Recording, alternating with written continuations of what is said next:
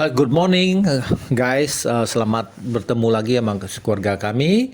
Uh, Ya, kali ini saya akan review tentang Kamboja ya, perjalanan kita di Kamboja. Karena tahun berikutnya kami bingung setelah kita kan main jarak yang sesuai dengan jarak ya. Jadi tahun pertama Singapura Malaysia karena paling dekat Indonesia. Tahun kedua justru terbalik, kita jauh Hong Kong langsung karena kebetulan promo tiket ya. Nah, tahun ketiga sesuai jarak lagi, yaitu Thailand ya, Thailand dan Laos ya, itu dekat, masih dekat Indonesia. Nah, tahun berikutnya kami bingung. Tadinya saya mau Sri Lanka, tapi karena informasi yang saya searching belum lengkap, belum pede, dan faktor budget juga, akhirnya kami memutuskan untuk Kamboja dan Vietnam ya. Kamboja Vietnam kan dia kategori dekat juga, lebih terjangkau biayanya. Kamboja sendiri itu daya tariknya semua udah tahu, itu Angkor Wat, masuk World Heritage ya, UNESCO. Jadi itu yang harus dilihat ya. Jadi Kamboja memang kita tujuannya Angkor Wat ya. Kemudian karena tetangganya yang dekat tuh Vietnam ya. Tapi kami hanya milih Saigon, Ho Chi Minh. Jadi nggak ke Hanoi ya. Hanya karena faktor waktu juga, waktu dan biaya kita cuma milih Ho Chi Minh saja. Nah, untuk Kamboja kita dua tempat ya. Kan yang utama adalah Angkor Wat. Kemudian juga kita pengen tahu ibu kota Phnom Penh ya. Nah, supaya nggak bolak-balik. Banyak kan orang penerbangan ke Phnom Penh. Tapi saya cari yang Siem Reap, agak susah, sektor penerbangan Siem Reap jarang ya. Jadi lebih jarang. Tapi saya usahakan masuk Siem Reap. Jadi nggak bolak-balik Siem Reap Phnom Penh. Dari Siem Reap ke Phnom Penh sudah selesai, udah langsung ke Vietnam gitu ya. Nah, untuk ke itunya, nah kemudian mami anak-anak, kan kita mampir AirAsia, mampir KL biasa lah. Mami anak-anak pengen explore KL lagi ya, pengen main di KL seharian, jadi pengen 2 malam ya. So saya bingung mau kemana nih ya kan. Semua diserahin ke saya. Jadi saya lihat, oh, Sunway Lagoon, ya udah Sunway Lagoon ya, saya atur. Jadi mau nggak mau KL semalam, di Sunway Bandar semalam, supaya nggak terlalu jauh bolak-balik ya. Bisa sih dari Sunway Lagoon pulang nginep di KL, tapi menurut saya terlalu bolak-balik ya. Karena posisi Sunway Lagoon lebih dekat airport ya, jadi nggak usah bolak-balik. Jadi kita semalam di KL, semalam Sunway Lagoon gitu. Nah, kira-kira begitu pengaturannya ya. Dan ternyata di Sunway Lagoon ya anak-anak cukup enjoy lah ya. Nah, untuk Sunway Lagoon saya ada kisah.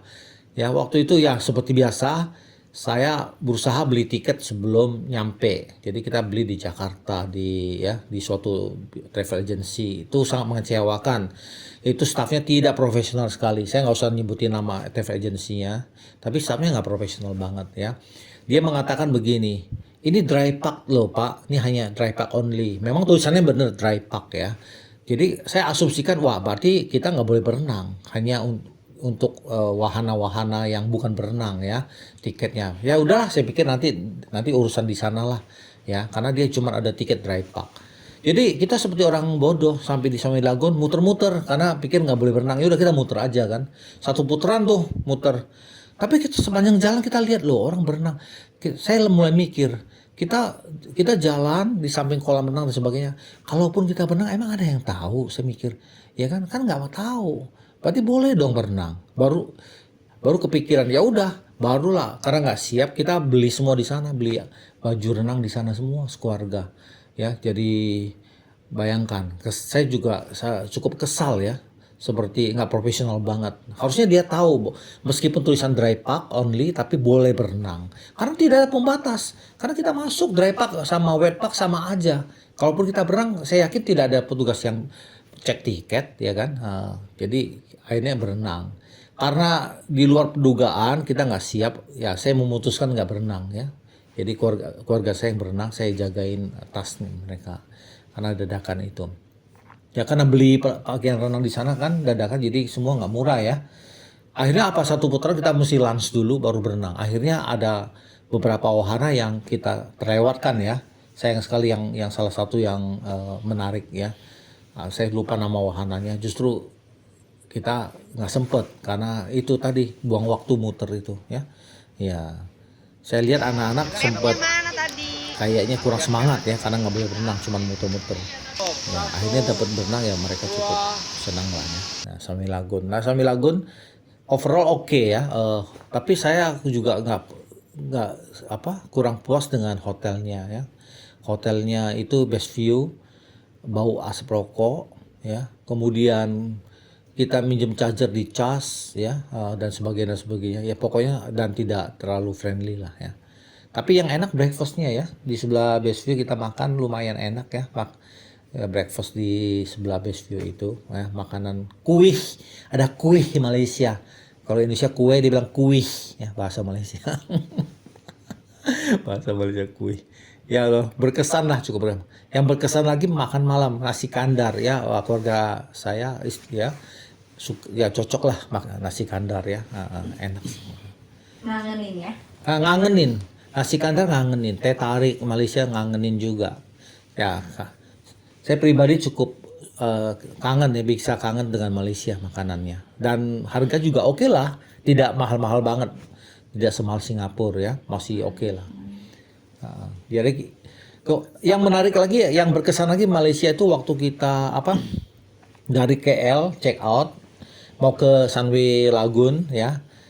Nah, begitu kita sampai Sunway Lagoon, itu sopir masih nggak tahu jalan ya, masih salah-salah jalan kalau nggak salah. Malah saya lebih tahu ya, akhirnya dia muter-muter nggak keru-keruan ya, karena gengsi dia nggak mau dengar saya, akhirnya muter balik. Begitu kita mau nyampe hotel, penumpang berikutnya udah nungguin. Ternyata dia udah main okein penumpang, tapi karena muter-muter penumpangnya kesel, nungguin dia lama, nungguin supir ini. Wah, menurut saya sih nggak profesional juga ya. Harusnya dia udah yakin posisinya udah deket tempat tujuan baru dia terima order ya kan ya. Itu ya, ini cerita tambahan aja. Jadi penumpang itu udah mukanya cemberut itu tuh ya. Penumpang berikutnya udah nungguin. Nah, kemudian kita drop bagasi di hotel, terus kita ke Sunway Lagoon kan. Nah, kita ke Sunway Lagoon tadinya sama supir itu sebelum ke base view hotel, tapi belum buka, akhirnya kita drop koper.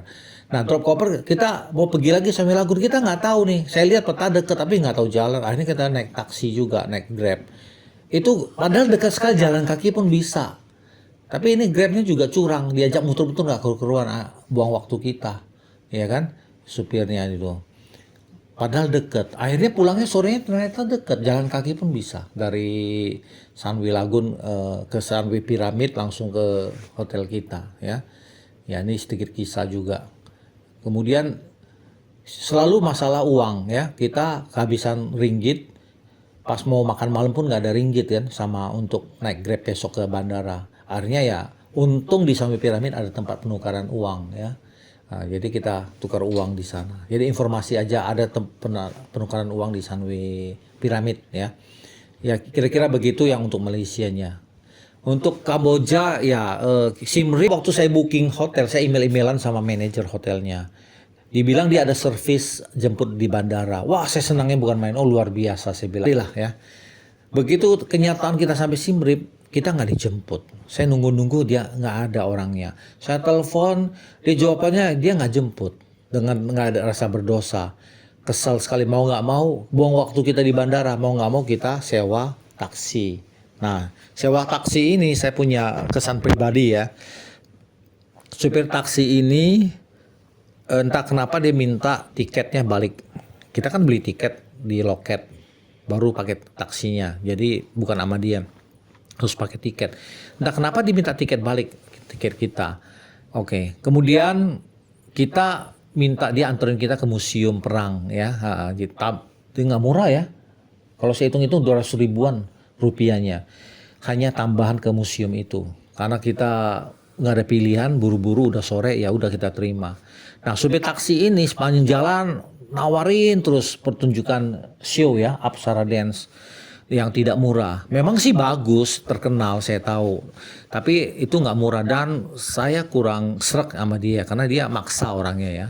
Begitu kita nggak mau, dia kayaknya cemberut ya, masa bodoh lah ya. Jadi itu aja sih menurut saya, tukang taksinya kurang oke ya.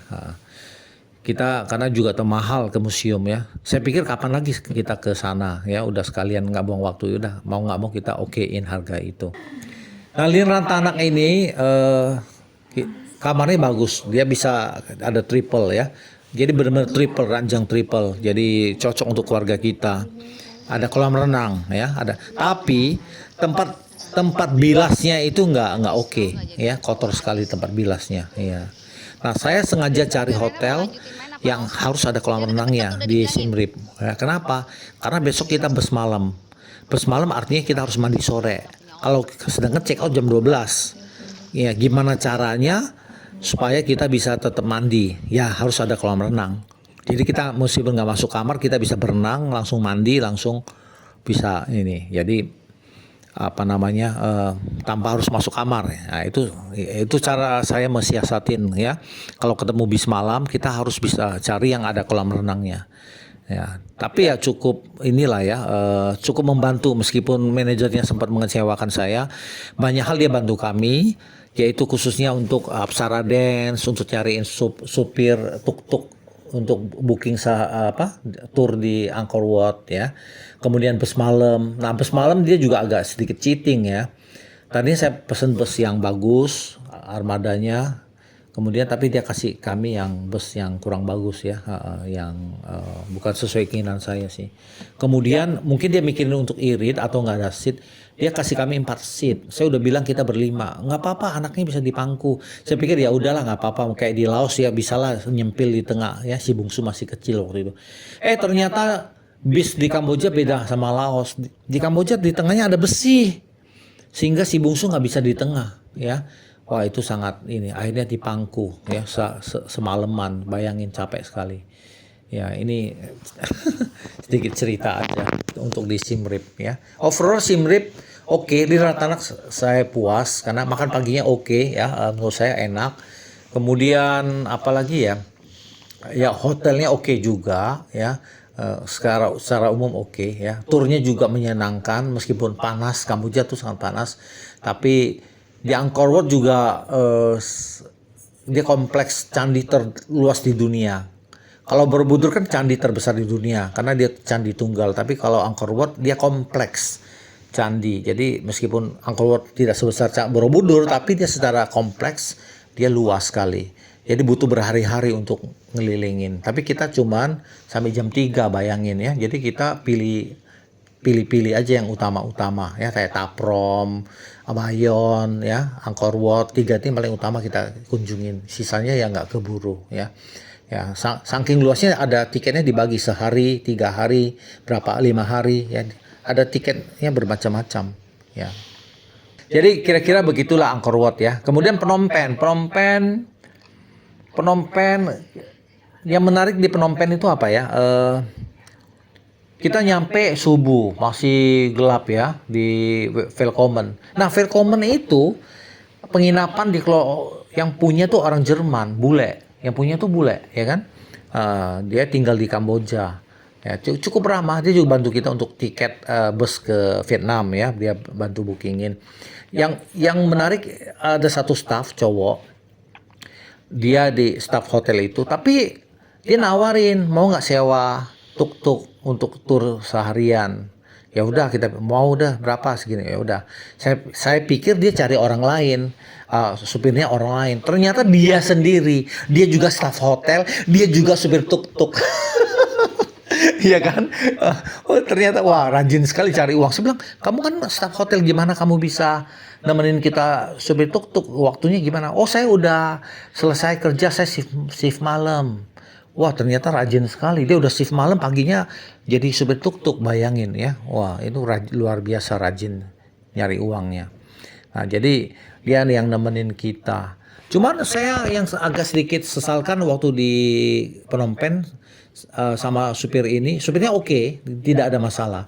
Sampai di Conge, kan kita nggak ada foto keluarga, padahal bisa manfaatkan supir ini ya. Saya nggak kepikiran loh di gerbangnya itu Conge itu. Bagi yang belum tahu, Conge itu adalah tempat tempat pembuangan mayat ya.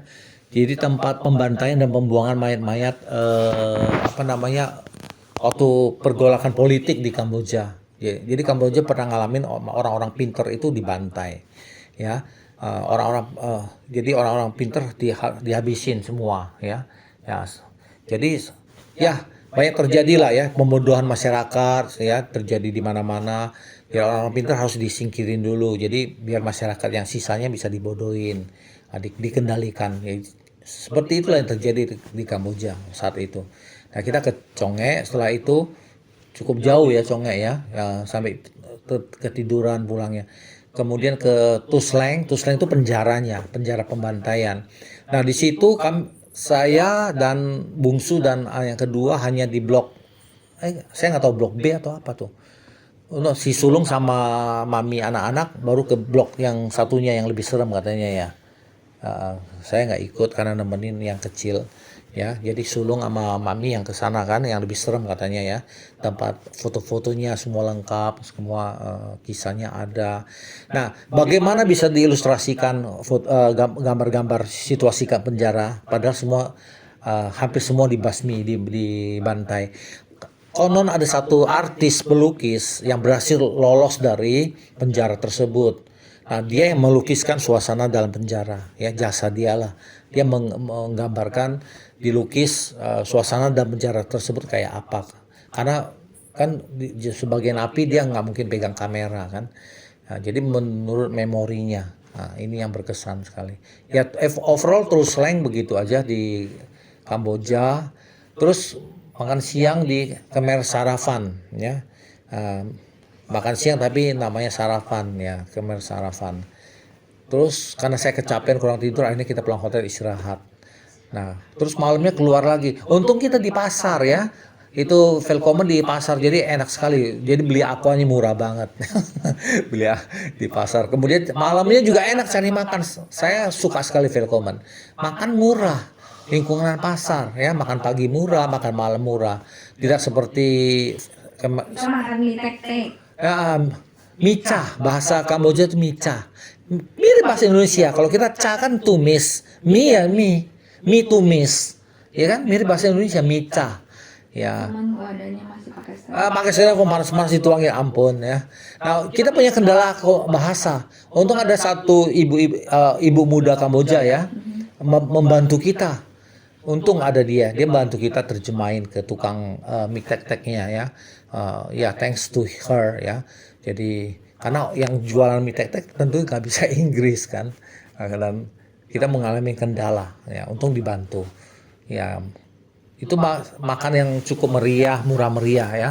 Karena kita di Kamboja itu menurut pendapat saya Kamboja itu makan tempat wisata tuh sangat tidak murah ya. Jadi harga bule.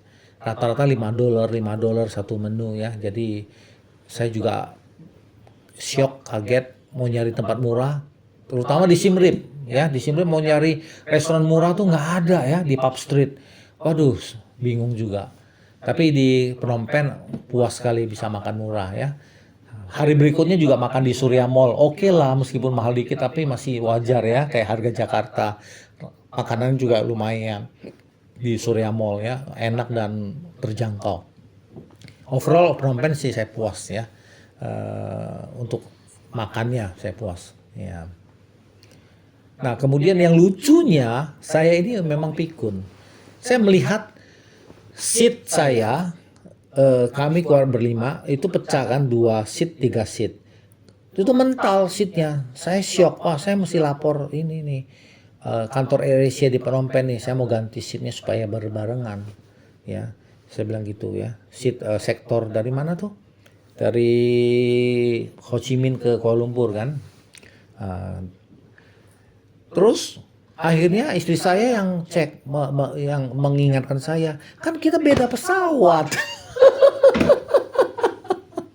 Saya baru oh iya, gimana mau sama, udah beda pesawat ya, nggak ngaruh ya, bersebelahan juga, nomornya urut juga percuma beda pesawat. Oh iya, saya lupa itu kalau kita beda pesawat saat itu ya. Terinspirasi oleh peserta saya, dia bilang kalau bisa berangkat keluarga itu pesawat beda katanya, kalau jaga ada apa-apa, in case ada apa-apa, jadi itu maksudnya ya.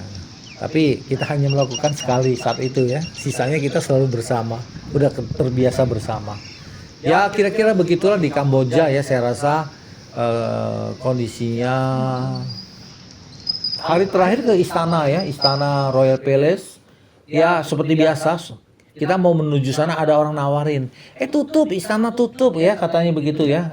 Modus biasa. Ikut saya aja, saya ajak keliling katanya. Tapi saya udah tahu modus itu, istri saya kan belum tahu karena saya dunia pariwisata. Saya bilang sama istri saya, udah jangan hiraukan, dia bohong. Saya udah cek ya. Jadi istri saya terlalu ramah, jadi melayanin orang, kalau orang ngomong ya dilayanin ya gitu kan. Cuma nggak usah ladenin, nggak usah dengerin, saya bilang ya. Itu modus, iya. Dan waktu itu maminya anak-anak sendalnya copot kalau nggak salah di sana. Saya ingat ya, sendalnya copot. Ya akhirnya gimana ya, beli sendal di mana tuh? Kan copot di istana tuh. Ya oh ya kita ke Central Market ya, beli backpack, beli segala macam kan, beli bendera Kamboja segala macam di situ. Ya belanja di situ. Overall Kamboja oke lah, asal tahu tempat murah. Ya aqua tidak mahal. Nah yang berkesan si sulung di Kamboja kalau apa-apa $1. Si sulung ingat sekali kata-kata itu. Ya mau apa-apa $1, aqua $1 kayak kata si sulung. Orang Kamboja terima dolar. Mereka suka sekali dolar. Jadi ya nggak masalah, kita nggak ada real, kita pakai dolar pun oke ya untuk Kamboja. Oke, sekian saja untuk Kamboja. Terima kasih sudah nonton. Kita nanti cerita tentang yang lain ya, negara lain. Makasih. Bye. Bạn đã rất hốc cây cái thư viện